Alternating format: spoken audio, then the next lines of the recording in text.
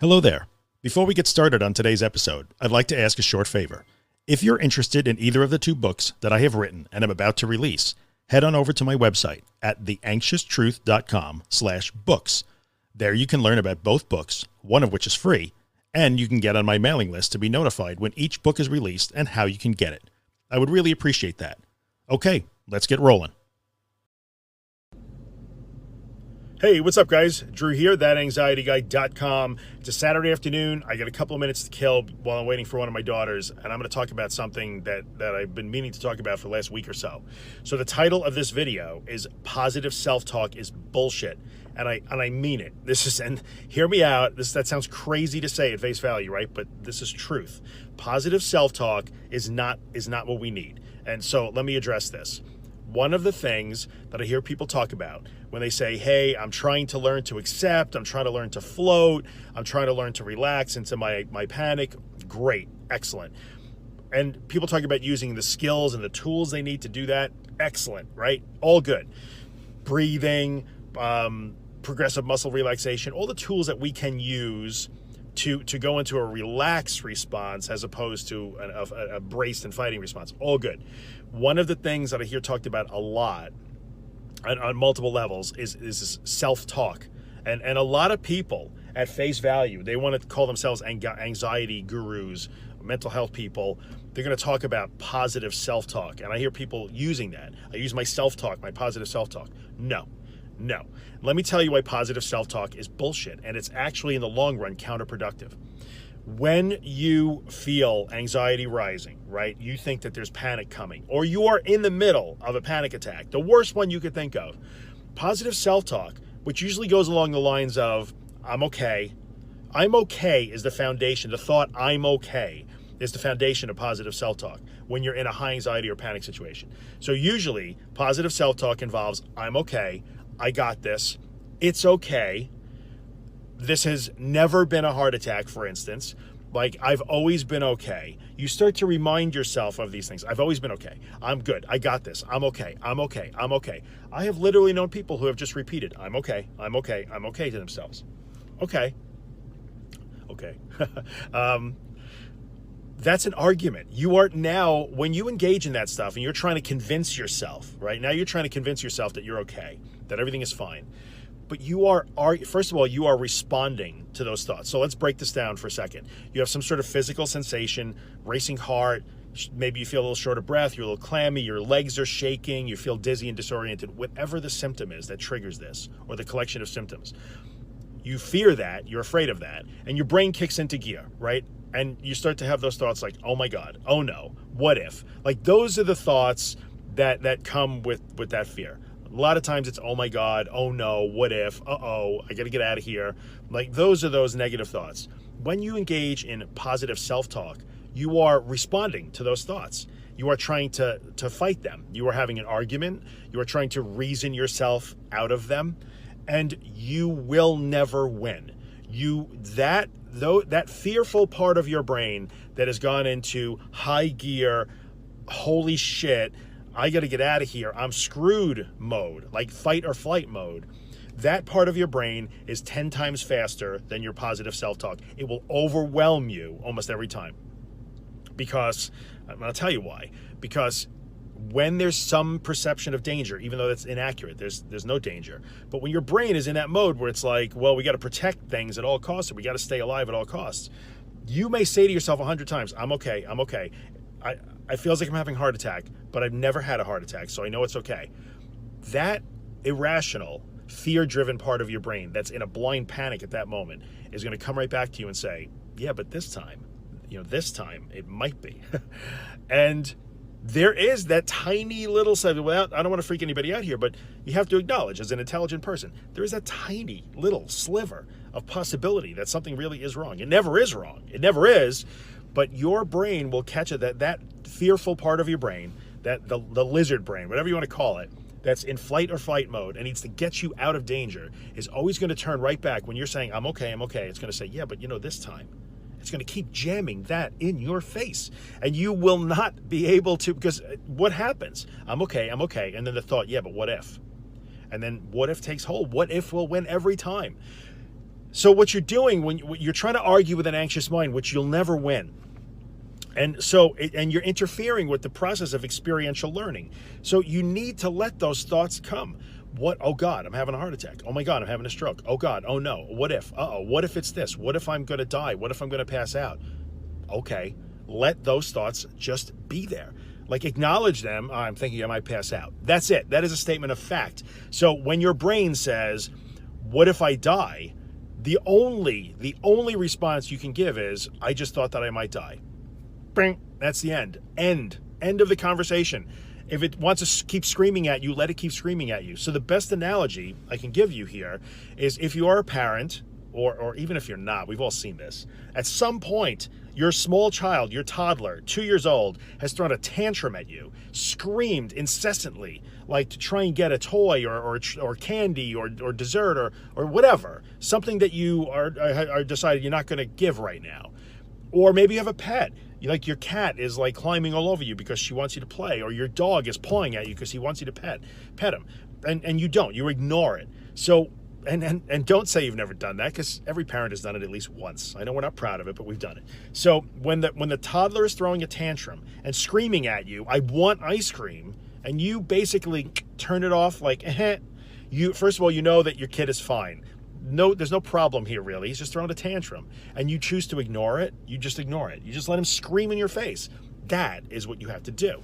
So you're not trying to engage in positive self-talk at that moment for a couple of reasons. Number one, you won't ever win. And number two, when you begin to calm down, because the panic is always self-limiting in a way. Your body can only produce so much like adrenaline, right? So when you start to feel better, you will have convinced yourself that you talked yourself off the ledge, and you didn't. Whether you went into some sort of chant about I'm okay, I'm okay, I'm okay, or you did nothing, but like not respond at all in your brain, not said anything, not responded to those thoughts at all, you were still going to be okay. And the better way to do it is to do nothing, because then you would actually, the only conclusion when you do nothing, if you do something, and if you argue with yourself, oh wow, I got out of that one. Like, I was able to talk myself, I see people say this, I was able to talk myself down, I calmed myself down. Okay, no, you didn't. So, like, then you still think that you need to calm yourself down. So if you do nothing, right, if you do something, if you engage in positive self-talk, then you can draw a couple of conclusions. Well, I was really in no danger, I didn't have to do that, and I'm fine anyway. Or the more logical conclusion that you'll draw is like, oh, I did that, I fixed it, I made myself feel better. And in the end, if you do nothing and you don't respond at all, and you ignore the screaming, your brain screaming at you, and you ignore the feelings, and you just let them be there without doing anything, and just let them do the worst they could think of to do to you, which is nothing. They already did the worst. They made you afraid. That's as bad as it's going to get. If you do nothing and then you feel better, the only logical conclusion is, wow, I didn't do anything and I feel better, so I don't need to be afraid of that. There was really nothing wrong. That's the conclusion you need to reach, and you need to learn that through the experience of doing nothing. So when I say positive self-talk is bullshit, I truly mean it. And let me take that to another degree. A lot of people think that thinking is part of this equation. And to a certain extent, it is. So I'm talking about, you're not in an anxiety state or panic right now. I literally, like just now on the Facebook discussion forum, I had a person who was asking, they were feeling panic coming on. They could feel it. They could feel the fear. And they were saying, but how do I not perceive this as danger? Like, somehow or other, there's this misconception that that thinking is part of this. Like, I'm going to think differently to get better. And it's kind of not. Like, thinking is always a part of it. We're human beings, we think, and that's how we make our decisions, and that's how we frame the world and decide how to act, right? As we think and then we act. So it's not the thinking that is going to change anything. You're not supposed to change the way you perceive your panic. You're not to change the way you think about your panic. Change the way you think about how you're going to approach your recovery, right? So that's totally fine. When I say think differently about this, I mean think about changing your approach. Don't change your thoughts when it comes to anxiety. Like, your thoughts when it comes to anxiety are almost irrelevant in a way. The only thought that matters is, how am I going to approach my anxiety? How am I going to get past this? So that thing where you are relying on thinking, you're way over relying on thinking. This is an exercise in action and behavior. And like, doing nothing is a behavior, right? My behavior when I'm in a blind panic is to do nothing. is to relax and just breathe and just let it come and do its worst it can do. So this is not a thinking exercise. This is an action and a behavior exercise. It always has been. And that is the way you get down the road. And I think a lot of times the sticking point, once people get past the fact that they have to display courage, that's sticking point number one. Like, but I'm afraid I can't do this. Once you get past, all right, I'm going to have to be afraid. That's okay. I'll be brave, even though I'm afraid. That's obstacle number one. Obstacle number two is usually putting that into action and trying to use thinking to put it into action. And it's not a thinking exercise, it's a doing exercise. So in the end, positive self-talk truly is bullshit. Like, talking and thinking isn't the deal. Doing is the deal. Like, you have to do. It's not thinking, it's doing. So one of my favorite sayings is stop saying, start doing. Stop saying, start doing. In this case, it's stop thinking, start doing. So yeah, positive self-talk is bullshit. And I know that, yeah, maybe the title is a little tongue-in-cheek.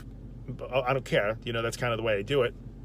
And I'm sure that there's a zillion people out there that are trying to find a gentle way. Like, oh, you have to be kind to yourself. We must be gentle. Everybody's different. Like, no, we all have the same brains. And I'm sorry, I disagree with that. That you don't, sometimes this is a brutal process. Sometimes it is. And like, this is one of those times you have to acknowledge the brutality in it, in a way, the brute force of it, the doing part. You have to acknowledge the doing. And so, yeah, am I taking a shot a little bit at the constant attempt to try and make this gentle and easy and calm? And it's not calm. You know, when your body has betrayed you and your brain is betraying you to a certain extent, which is what's happened, and you've learned inappropriate fear responses where none are warranted, you know, like, there's no that's not calm and gentle. You're being betrayed to a certain extent by your own survival instincts, which are awesome. It's a good thing we have them. And like, sometimes you got to be a little bit tough to turn that around, because you can unlearn that, but sometimes it's not a gentle process. So that's why I'm being a little bit aggressive here with, like, positive self-talk is bullshit. You know, when you're hanging out and you're feeling fine and you're not in a panic state, then great. You know, positive self-talk and imagery and visualization, those are real tools. They are. But when you are in the middle of rising anxiety and panic, those are not the tools you need. Those are avoidance and safety behaviors. And in the end, I keep saying over and over and over, nope, don't do that, don't do that, don't do that, don't do nothing, do nothing, do not. I'm going to keep saying it. You do nothing. When you're not in a panic and you're not, you know, feeling high anxiety and you're not in that irrational state, then fine.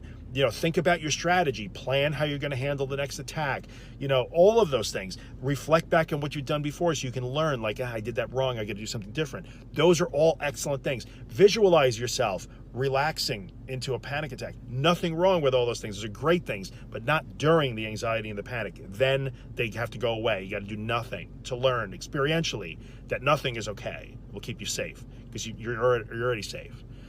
Okay, so as usual, I appreciate you come by to watch. Comment on the video. Check out my website, thatanxietyguy.com. Join the Facebook group. I will link it in the description. If you have questions or whatever, bring them there if you can. It's such a good group. We're up to like almost 800 people now. So hopefully this is helpful, and I'm going to see you guys next time.